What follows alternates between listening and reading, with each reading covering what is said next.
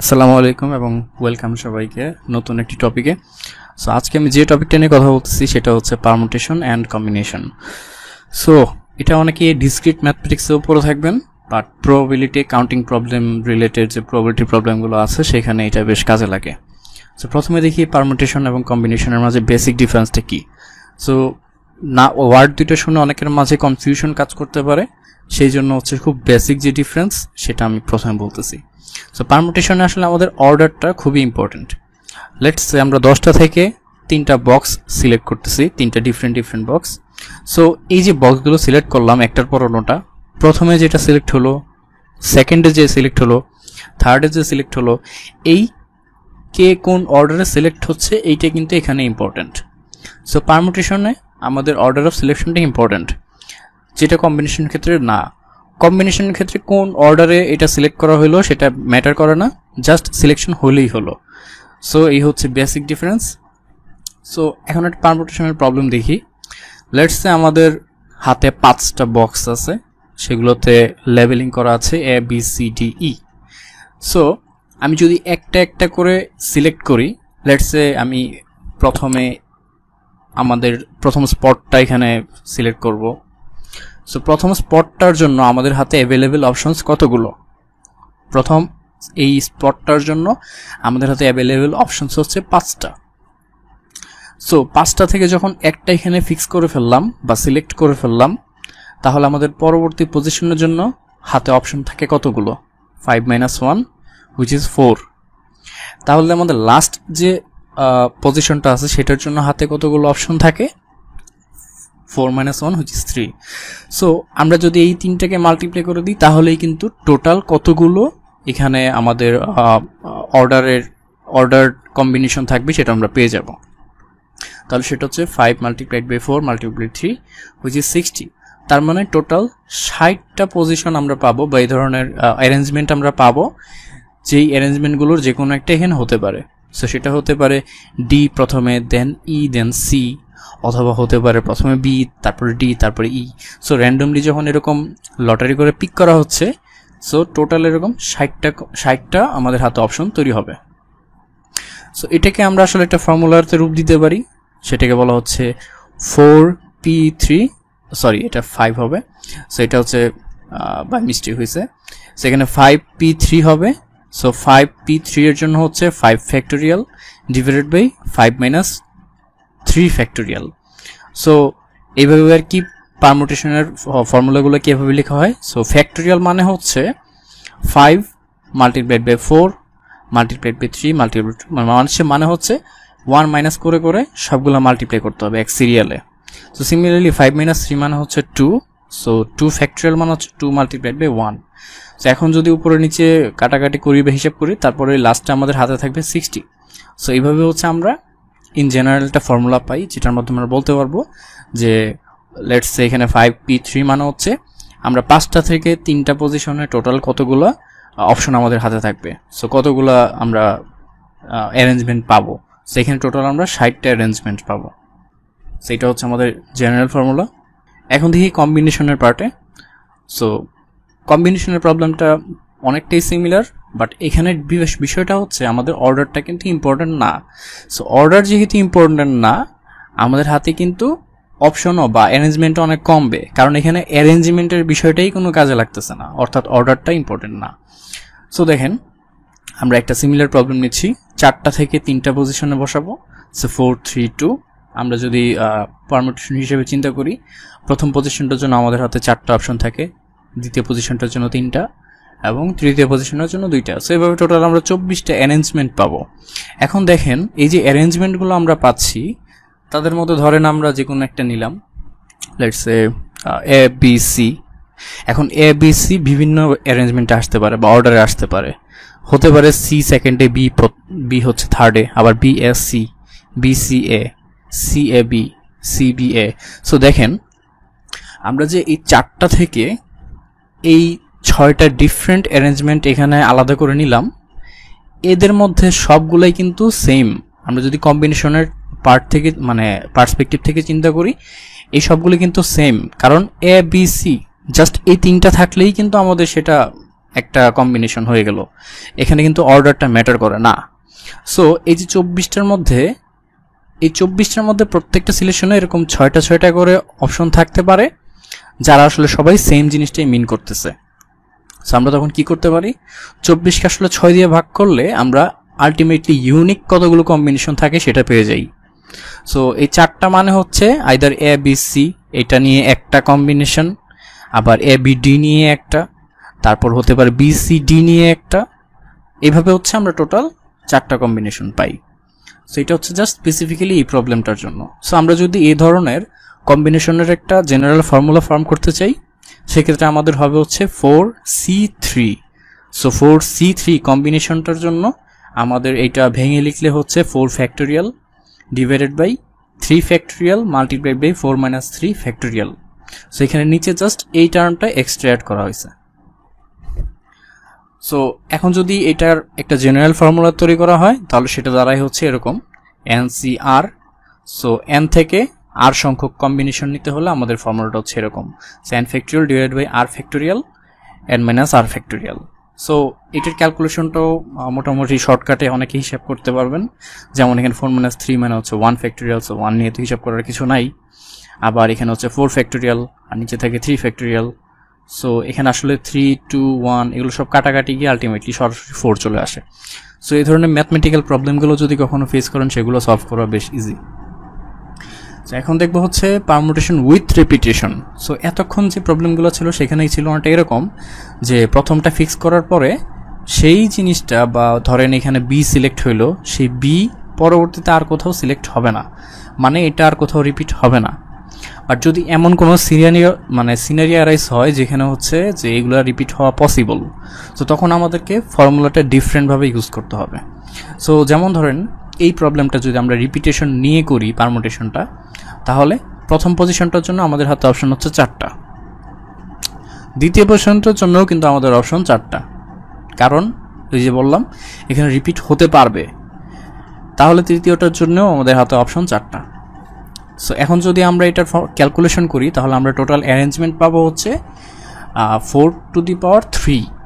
So এটাকে আমরা general formula হিসেবে লিখতে পারি n⁻r, যেখানে n হচ্ছে আমাদের নাম্বার অফ অবজেক্টস বা অপশন যেগুলোকে আমরা অ্যারেঞ্জ করতে চাচ্ছি, আর r হচ্ছে যতগুলো জায়গায় আমরা সেগুলোকে বসাতে চাচ্ছি বা যতগুলো পজিশন আমরা সেটাকে ফিক্স করতে চাচ্ছি। সো এই হচ্ছে আমাদের জেনারেল ফর্মুলা। সো এখন আমরা কথা বলবো হচ্ছে কম্বিনেশন উইথ রিপিটেশন নিয়ে। তো কম্বিনেশন রিপিটেশনে কি হচ্ছে, আমাদের হাতে আসলে এখানে 5টা অবজেক্ট ছিল, সেই 5টা অবজেক্ট থেকে আমরা 3টা স্পট ফিল আপ করতে চাচ্ছি বিভিন্ন কম্বিনেশন নিয়ে। সো এখানে হতে পারে প্রথম 2টা সেম, যেহেতু এখানে উইথ রিপিটেশন বলা আছে। সো এ দেন হচ্ছে বি, তারপর হতে পারে এ ই সি, আবার এ বি এ, দেন আবার এ বি ডি, এরকম হতে পারে। এখন খেয়াল করেন প্রথমটা এবং তৃতীয়টা এই দুটো আসলে একই কম্বিনেশন, এখানেও 2টা এ আছে একটা বি, এখানেও 2টা এ আছে একটা বি, তার মানে এই দুইটা আসলে সেম। সো এটা আসলে পারমুটেশন হইলে অর্ডারের কারণে ডিফারেন্ট হইতো, বাট যেহেতু আমরা পারমুটেশন প্রবলেমে নাই, কম্বিনেশন প্রবলেমে আছি, তাই এই দুইটা আসলে সেম। সো এই ধরনের প্রবলেমের জন্য আমাদের সলিউশন হচ্ছে আমরা স্টার্স অ্যান্ড বার্স টেকনিকটা ব্যবহার করতে পারি। সো এই টেকনিকটা কি, এখানে হচ্ছে আমরা যাদেরকে বসাইতে চাচ্ছি তাদেরকে আমরা সরাসরি বসালাম, দেন এই ডিফারেন্ট অবজেক্টের মাঝখানে আমরা একটা সেপারেটর ব্যবহার করতে পারি। তো যেমন এ এবং বি এর মাঝখানে একটা সেপারেটর বার, এটা আমরা ব্যবহার করলাম, তারপরে বি, তারপর আরেকটা সেপারেটর দিয়ে যদি এখানে সি আমরা সিলেক্ট করতাম, যেহেতু সিলেক্ট করি নাই সেই জন্য এখানে সিটা লেখা হয় নাই, সেকেন্ড আরেকটা সেপারেটর, দেন আরেকটা সেপারেটর। সো যেহেতু কিছু ছিল না, সো মাঝখানেও কিছু বসানো হয় নাই, সুযোগ নাই বসানোর। পরেরটা দেখি আমরা এ ই সি, তাহলে এখানে কি হচ্ছে, প্রথমে এ দেন একটা বার, তারপরে যেহেতু বি নাই সেজন্য আবার বার, তারপর যেহেতু সি আছে সেজন্য সি এখানে দিলাম, দেন আরেকটা বার, ডি যেহেতু নাই সেজন্য আরেকটা বার, ই যেহেতু আছে তাই এখানে ই বসলো। এইভাবে হচ্ছে অন্যগুলোও সবগুলা পজিশন এখানে ফিক্স করা হলো। খেয়াল করেন তাহলে আমাদের প্রবলেমটা ছিল হচ্ছে 5টা থেকে 3টা পজিশন ফিল আপ করার, সেটা এখন হয়ে গেল এই 5টা থেকে 1, 2, 3টা তো ঠিকই আছে, বাট এই বারগুলো দ্বারা আমরা এই সেপারেটরের কাজটা করে ফেলতেছি। সো এইটা দেখেন, এই লাইনটা আর এই লাইনটা এখন সেম হয়ে গেল। সো আমাদের প্রবলেমটা এখন এই ডাবল কাউন্টিংয়ের ইস্যুটা আর থাকবে না। আমরা যদি একটা পেয়ে যাই, আমাদের আরেকটা আর ক্যালকুলেট করা লাগবে না। সো এই যে আরেকটা ক্যালকুলেট করা লাগলো না, সো এই প্রবলেমটা কীভাবে আমরা ফিক্স করতে পারি, সেটার জন্য আমরা জাস্ট এই বারগুলা কতগুলা কম্বিনেশনে আনা পসিবল সেটা ক্যালকুলেট করলেই হচ্ছে। সো তাহলে কি হচ্ছে, আমরা ডিফাইন করি প্রবলেমটা এরকম যে r is equal to 3 is the number of letters to draw, দেন হচ্ছে আমাদের নাম্বার অফ বার কতগুলো। সো যেহেতু এখানে টোটাল 5টা লেটার ছিল, সো 5টা লেটারের জন্য প্রত্যেকটার মাঝখানে যদি একটা বার বসাই, তাহলে আমাদের নাম্বার অফ বার হবে 4টা। সো 5 - 1, তার মানে হচ্ছে একটা কম। সো যদি 99টা লেটার থাকে, তাহলে আমাদের নাম্বার অফ বার হবে 98টা। সো এইভাবে হচ্ছে আমাদের কতগুলো বার হবে সেটা ক্যালকুলেট করতে হবে। দেন হচ্ছে আমরা দেখি যে টোটাল স্পট কতগুলো আছে। সো এখানে ছিল হচ্ছে প্রবলেম ছিল 1 2 3 তিনটা স্পট প্লাস কতগুলো বার। সো বার হচ্ছে n-1। So total r plus n-1 spots are available to fill with bars. So আমরা এখন জাস্ট বারটাকে ডানে বামে নিয়েই কিন্তু ফিক্স করে ফেলতে পারবো এখানে কতগুলো এ আসবে বা কতগুলো বি আসবে। যেমন এই বারটাকে যদি এখান থেকে চেঞ্জ করে এখানে নিয়ে আসি, সো এই অর্ডারটা চেঞ্জ করার কারণে আমরা এখানে বি এর সংখ্যা 2টা বানিয়ে ফেলতে পারবো, এ তখন একটা থাকবে। আবার এই বারটাকে ধরে যদি এখানে নিয়ে আসি, তাহলে 2টা এ এবং এইখানে হচ্ছে একটা ডি বসবে। সো এইভাবে আমরা বিভিন্ন কম্বিনেশন পেয়ে যাব শুধুমাত্র বারটাকে ডানে বামে সরিয়ে। সো তাহলে আমাদের প্রবলেমটার জন্য অ্যাপ্রোপ্রিয়েট ফর্মুলা হচ্ছে এরকম যে আমরা r plus n-1 সংখ্যক স্পটে n-r সংখ্যক বার বসাবো। সো এই বার বসানোর কম্বিনেশনটা পেলেই কিন্তু আমাদের এই প্রবলেমটা সলভ হয়ে যাচ্ছে। সো এটা হচ্ছে কম্বিনেশন উইথ রিপিটিশনের ক্ষেত্রে ফর্মুলার রূপ। সো এটা যদি আমরা এখন এই প্রবলেমের জন্য ইউজ করি, তাহলে হচ্ছে এরকম যে 3 + 5 - 1। সো 3 হচ্ছে আমাদের কতগুলো পজিশন ছিল, 5 হচ্ছে কতগুলো বার এখানে বসবে। তাহলে এটা ক্যালকুলেশন করলে আসতেছে হচ্ছে 5 + 3 হচ্ছে 8 - 1 হুইচ ইজ 7 ফ্যাক্টোরিয়াল, আর 5 - 1 হচ্ছে r এর ভ্যালু। সো নিচে আসতেছে হচ্ছে n-1 factorial multiplied by r factorial. So এটা যদি আমরা ক্যালকুলেশন করি, আলটিমেটলি আমরা পাবো হচ্ছে 35। সো এটা ছিল হচ্ছে কম্বিনেশন উইথ রিপিটিশনের প্রবলেমের ফর্মুলা। সো এখন একটা সিম্পল ম্যাথ দেখি।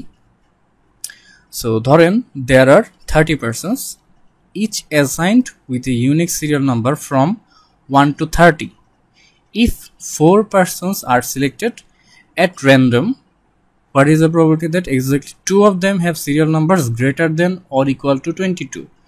So এখানে 30 জন মানুষ ছিল যাদের সবার নাম্বারিং করা আছে 1 থেকে 30 পর্যন্ত সিরিয়াল।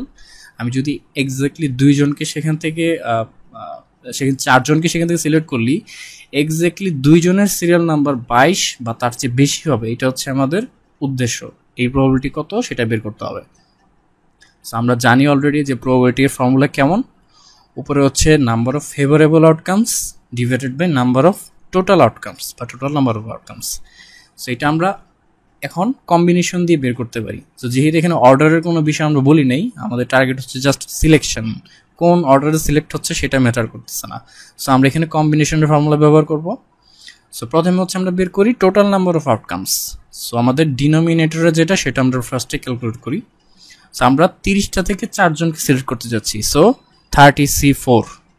সো এটার যদি হিসাব করতে যাই, তাহলে আমরা শর্টকাটে এভাবে করতে পারি 30 × 29 × এভাবে। আলটিমেটলি আমাদের অ্যান্সার হচ্ছে 27405।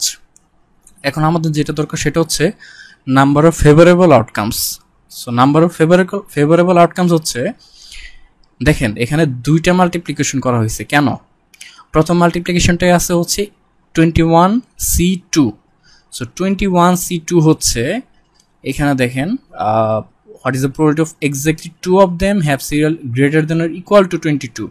আচ্ছা, সো এই পার্টটা হচ্ছে 22-এর চেয়ে ছোট যারা, সেই সংখ্যক টোটাল কতগুলো আউটকাম আসতে পারে সেটার নাম্বার। আর এটা হচ্ছে 22 বা তার চেয়ে বেশি কতগুলো আসতে পারে সেইটার total combination number. So 9C2 হচ্ছে ইনক্লুডিং 22, 23, 24, 25, 26, 27, 28, 29, 30। সো টোটাল 9টা নাম্বার।